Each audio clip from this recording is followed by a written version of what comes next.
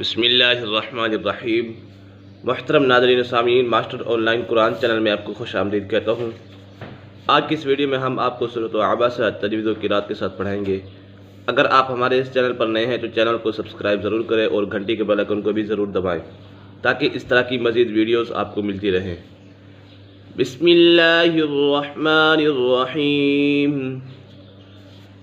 کلا انہا تذکرہ، کلا انہا، یہاں پر مد منفصل ہے، حرف مدہ کے بعد اگر حمزہ دوسرے کلمے میں ہو تو مد منفصل ہوگا۔ نون مشدد ہے، نون مشدد میں ہمیشہ غنہ ہوتا ہے۔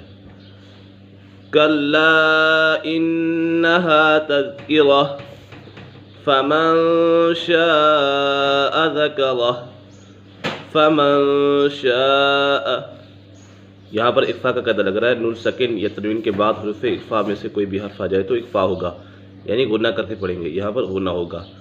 فمن شاء ذکرہ، یہاں پر مد متصل ہے، حروف مدہ کے بعد حمزہ اسی کلمے میں ہے تو اسی وجہ سے مد متصل ہوگا۔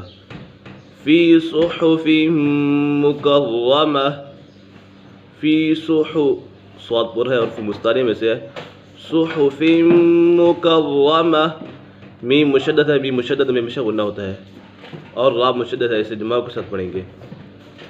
مرفوعۃ مطہرہ، مرفوعۃ، میم مشدد ہے، میم مشدد میں ہمیشہ غنہ ہوتا ہے۔ مطہرہ بأیدی سفرہ کرام بررہ، یہاں پر اقلاب کا قاعدہ لگ رہا ہے، یہاں پر اخفاء شفوی کا قاعدہ لگ رہا ہے کیونکہ میم ساکن کے بعد،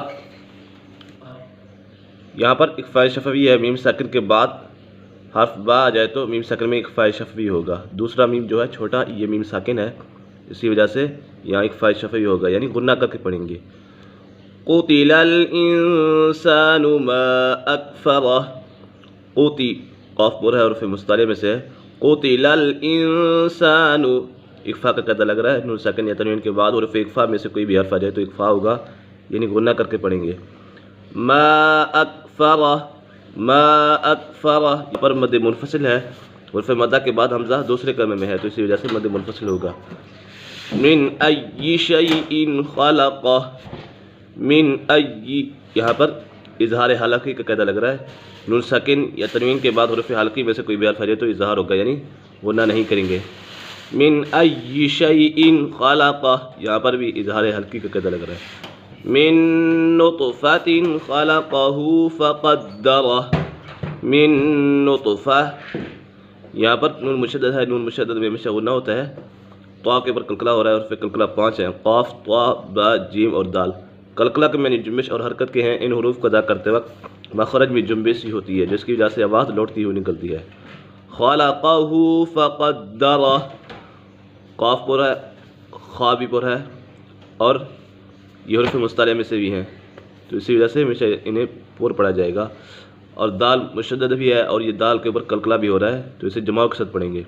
فقدرہ ثم السبیل یسرہ، ثم، میم مشدد ہے، میم مشدد میں ہمیشہ غنہ ہوتا ہے۔ ثم السبیل یسرہ ثم اماتہ فاقبرہ، قاف کے اوپر قلقلہ ہو رہا ہے، میم مشدد ہے، میم مشدد میں ہمیشہ غنہ ہوتا ہے۔ ثم اماتہ فاقبرہ ثم اذا شاء انشرہ، ثم، میم مشدد ہے، میم مشدد میں ہمیشہ غنہ ہوتا ہے۔ اذا شاء، یہاں پر مد متصل ہے، حرف مدہ کے بعد حمزہ اسی کلمے میں ہے، اسی وجہ سے مد متصل ہوگا۔